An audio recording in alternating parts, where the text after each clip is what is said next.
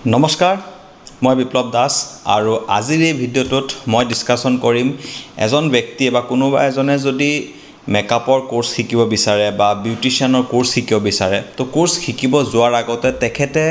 এটা সেন্টাৰৰ বিষয়ে বা এজন আৰ্টিষ্টৰ বিষয়ে কি বস্তু এটলিষ্ট চেক আউট কৰা দৰকাৰ আছে যাতে তেখেতে এটা ভাল কোৰ্স শিকিব পাৰে আৰু ভাল কোৰ্স শিকি যাতে নিজৰ কেৰিয়াৰটো ভালকৈ আগবঢ়াব পাৰে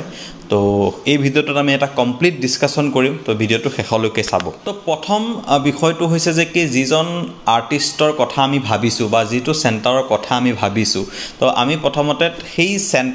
সেন্টাৰটোৰ বিষয়ে বা সেই আৰ্টিষ্টজনৰ প্ৰফাইলটো আমি চেক আউট কৰিব লাগিব তো তেখেতৰ প্ৰফাইল চেক আউট কৰাৰ কাৰণে আমাৰ হাতত কি অপচন আছে আমি ওয়েবসাইট ভিজিট কৰিব পাৰো বহুতো সেন্টাৰ বা বহুতো আৰ্টিষ্টৰ ওয়েবসাইট থাকে তো ওয়েবসাইটত আমি ভিজিট কৰি চাব পাৰো তেখেতৰ বিভিন্ন বিষয় আমি জানিব পাৰো নহলে আমি ইনষ্টাগ্ৰাম প্ৰফাইলটো আমি চাব পাৰো যে আৰ্টিষ্টজনৰ ইনষ্টাগ্ৰাম প্ৰফাইলত আজিকালি ম্যাক্সিমাম প্ৰফাইলেই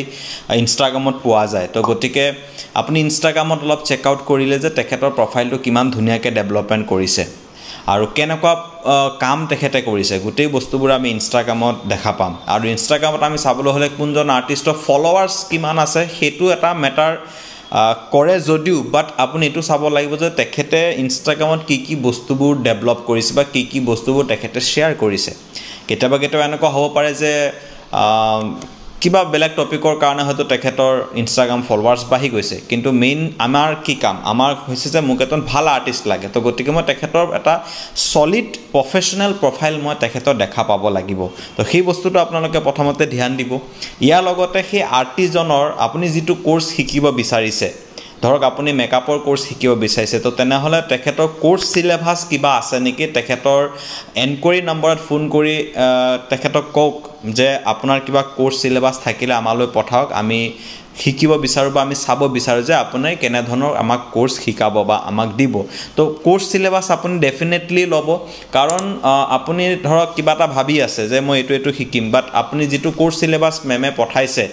বা আৰ্টিষ্টজনে পঠাইছে সেই কোৰ্স সিলেবাসত একো ডিটেইলছ নাই বা আপুনি বিচৰাটো নাই তো তেনেহলে আপুনি তো আলোচনা কৰিব লাগিব না যে কি হৈছে কি না গতিকে কোৰ্স সিলেবাস আপুনি ডেফিনেটলি আৰ্টিষ্টজনৰ পৰা আপুনি বিচাৰিব যে কোৰ্সটো কেনে ধৰণৰ হ'ব ইয়াৰ লগতে পৰাপক্ষত আপুনি সেন্টাৰটো গৈ এবাৰ ভিজিট কৰক সেন্টাৰত ভিজিট কৰি ডাইৰেক্টলি মেমৰ লগত বা ডাইৰেক্টলি আৰ্টিষ্ট গৰাকীৰ লগত আপুনি গৈ ডিসকাশন কৰক যে কেনে ধৰণৰ কোৰ্স হ'ব কি থাকিব কি নাথাকিব এই গোটেই বস্তুবোৰ আপুনি এবাৰ সেন্টাৰ ভিজিট কৰি বা আপোনাৰ আৰ্টিষ্টজনৰ লগত ফেস টু ফেস আপুনি এবাৰ কথা পাতাৰ আপুনি এবাৰ চিন্তা ধাৰা কৰক যে কথা পাতি মই বস্তুবোৰ ক্লিয়াৰ হ'ব লাগে ইয়াৰ লগতে আৰ্টিষ্টজনে আগে কৰা কাম বা আৰ্টিষ্টজনত যদি কোনোবা আগতে যদি কোনোবা ষ্টুডেন্টে ক্লাস কৰি গৈছে সেই ষ্টুডেন্টৰ আপুনি যদি ৰিভিউ কবা পৰা পায় বা হয়তো আৰ্টিষ্টজনৰ ওয়েবসাইটত বা আৰ্টিষ্টজনৰ প্ৰফাইলত ষ্টুডেন্ট ৰিভিউ থাকিব পাৰে তো গতিকে এবাৰ সেই ৰিভিউবোৰ চেক আউট কৰক যে ষ্টুডেন্টবোৰে কেনে ধৰণৰ মানে ৰেসপন্স কৰিছে আৰু যদি পাৰে সেই ষ্টুডেন্টজনৰ লগত কানেক্ট কৰিব চেষ্টা কৰক যে একচুয়ালি ষ্টুডেন্টজনে সেই মানে যেটো ভিডিও কৈ আছে সেই ভিডিওটো তেখেতে সঁচাই সেই ফিলটো কৰিছিল নে সেই ষ্টুডেন্টজনৰ ওচৰত আপুনি যায় বা ষ্টুডেন্টক যদি আপুনি কানেক্ট কৰিব পাৰে তো তেনেহলে সেইটো এটা আপুনি চিন্তা চৰ্চা কৰক ইয়াৰ লগতে আজিকালি বহুতে বিচাৰে যে মই এনে ধৰণৰ সাৰ্টিফিকেশন লম বা এনে ধৰণৰ সাৰ্টিফিকেট মোক লাগে তো সেইটো জায়গাত আপুনি যেটো সাৰ্টিফিকেশন বিচাৰি আছে সেই সাৰ্টিফিকেশনটো মেম গৰাকীয়ে দিব পাৰিবনে নোৱাৰে বা সেই সেন্টাৰটো তাত সেই অথৰিটিটো আছে নে নাই তেনে ধৰণৰ সাৰ্টিফিকেট দিয়াৰ কাৰণে তো সেই বস্তুটো আপুনি এবাৰ চেক আউট কৰিব পাৰে যে সাৰ্টিফিকেশনটো কেনেকুৱা হ'ব ইয়াৰ লগতে আপুনি আৰু প্ৰশ্ন কৰিব পাৰে যে আপোনাক কমপ্লিট বিভিন্ন ধৰণৰ মেকআপৰ ব্ৰ্যান্ডবোৰৰ প্ৰডাক্ট নলেজ দিবনে নাই মানে কি হয় বহুতো আৰ্টিষ্টে আজিকালি ধৰক ওয়ান সিঙ্গল ব্ৰ্যান্ডৰো কিতাবা প্ৰডাক্টৰ নলেজ দি গুটে ক্লাছটো শেষ কৰি দিয়ে তো সেইটো জায়গাত আপুনি চাব লাগিব যে ডিফাৰেন্ট কাইন্ড অফ ব্ৰ্যান্ডৰ নলেজ আমাৰ আৰ্টিষ্টজনে দিবনে নাই নহলে কি হ'ব আপুনি বেলেগ ব্ৰ্যান্ডৰ বিষয়ে একো গম নাপাব কেৱল এটা পাৰ্টিকুলাৰ ব্ৰ্যান্ডৰ বিষয়েহে আপুনি জানিব তো গতিকে আমাৰ সেই আৰ্টিষ্ট গৰাকীয়ে বা সেই সেন্টাৰটোত বিভিন্ন ধৰণৰ ব্ৰ্যান্ডৰ বস্তু ব্যৱহাৰ হয় নে নহয় সেইটো এটা আপুনি ডাইৰেক্টলি মানে আপুনি কথা পাতিব লাগিব যে বিভিন্ন ধৰণৰ ব্ৰেণ্ডৰ নলেজ আপোনালোকে দিয়ে নে নাই ইয়াৰ পাছত আপুনি আৰু এটা প্ৰশ্ন কৰিব পাৰে যে কোৰ্সটো কমপ্লিট হোৱাৰ পাছত মোৰ যদি কিবা ডাউট আহে ইন ফিউচাৰ বা পিছলৈ তেনেহলে ইয়াত আৰু কিবা সিস্টেম আছে নেকি যে মই সেই ডাউটছবোৰ ক্লিয়াৰ কৰিবৰ কাৰণে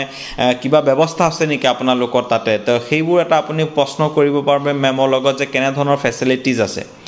ইয়াৰ লগতে আপুনি পেমেন্ট কেনে ধৰণৰ হ'ব হেতু আপুনি চিন্তা কৰিব মানে খুধিব লাগিব যে কেনে ধৰণৰ পেমেন্ট হ'ব যে ফিজটো কেনেকৈ আমি পে কৰিব লাগিব ইয়াৰ লগতে যেটা আপুনি ফিজ পেমেন্ট কৰিব তাৰ মানি ৰিসিভ আপোনাক দিব নে নাই যদি আপুনি ক্যাশ কৰি আছে আৰু যদি আপুনি অনলাইন কৰি আছে তো তেনেহলে আপোনাৰ হাততো স্লিপ থাকিবই তো ট্ৰাই কৰিব অনলাইন পেমেন্টটো কৰাৰ কাৰণে ইয়াৰ লগতে প্ৰেক্টিস সেশনছবোৰ কেনেকুৱা হ'ব সেইবোৰ লৈ আপুনি এবাৰ কথা পাতিব যে ডেইলি কেনে ধৰণৰ প্ৰেক্টিস থাকিব কিমান টাইম প্ৰেক্টিস থাকিব তো কিবা কাৰণত যদি মোৰ ডাউটছ ক্লিয়াৰ নহয় সেইবোৰ কেনেকৈ ক্লিয়াৰ হ'ব তো এনে ধৰণৰ বিভিন্ন প্ৰশ্নবোৰ আপুনি কৰিব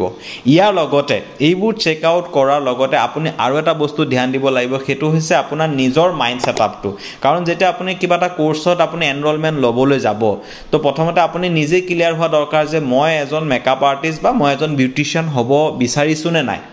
যদি আপুনি সঁচাকৈ বিচাৰিছে যে আপুনি এজন বিউটিশিয়ান হ'বলৈ বা এজন মেকআপ আৰ্টিষ্ট হ'বলৈ তো তেনেহলে আপুনি প্ৰথমতে মাইন্ডত ক্লিয়াৰ হোৱা দৰকাৰ কাৰণ আপুনি যেতিয়া এই ষ্টেপটো ল'ব তেনেহলে আপুনি ফিজিক্যালি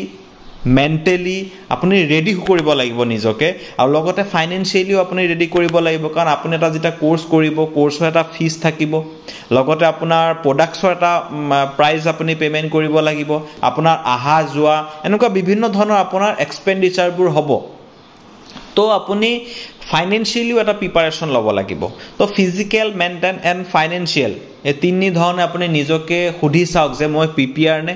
যদি আপুনি প্ৰিপেয়াৰ্ড তো তেনেহলে আপুনি ডেফিনেটলি এই মই যিখিনি বস্তু কলো সেই বস্তুবোৰ আপুনি চেক আউট কৰি এটা ভাল এটা কোৰ্সত আপুনি এনৰোলমেন্ট ল'ব পাৰে তো ইয়াৰ লগতে আপুনি যদি আৰু ডাউট থাকে যে মই কেনেকৈ ভালকে ডিসাইড কৰিব পাৰিম তো তেনেহলে মই আপোনাক আৰু এটা কথা কওঁ যে আপুনি আমাৰ লগতো যোগাযোগ কৰিব পাৰে আমি লাষ্ট 6 বছৰ বিভিন্ন আৰ্টিষ্টৰ লগত আমি কাম কৰি আছো তো আপোনাৰ কাৰণে আপোনাৰ বাজেট অনুযায়ী আপোনাৰ কাৰণে কোনজন আৰ্টিষ্ট বেছি সুইটেবল হ'ব তো সেই বস্তুটো আমিও এটা সাজেশন কৰি দিব পাৰো বা আপুনিও নিজেও ইনষ্টাগ্ৰামত গৈ সাজেশন কৰি ল'ব পাৰিব বা যিখিনি মই প্যাৰামিটাৰছ দিছো সেই প্যাৰামিটাৰছবোৰ আপুনি ধুনিয়াকে আপুনি কি কৰিব পাৰিব এবাৰ চেক আউট কৰি আৰ্টিষ্টৰ লগত কথা পাতি আপুনি ক্লিয়াৰ হৈ তাৰ পিছত আপুনি পেমেন্ট কৰি আগবাঢ়িব পাৰিব আৰু অধিক কিবা জানকাৰী যদি আপুনি লাগে তেনেহলে তলত মোৰ নম্বৰ দিয়া আছে আপুনি এবাৰ যোগাযোগ কৰিব পাৰিব আমি আপোনাক ডেফিনেটলি হেল্প কৰিবলৈ সহায় কৰিম আৰু এই ভিডিওটো যদি আপুনি ভাল পাইছে বা অলপ উপকৃত হৈছে তো তেনেহলে আৰু 10 জনৰ লগতো শেয়াৰ কৰক আৰু মই এনে ধৰণৰ বিভিন্ন ধৰণৰ টপিক লৈ আপোনালোকৰ সন্মুখত আহি থাকিম তো গতিকে আজিলৈ বিদায় লৈছো ধন্যবাদ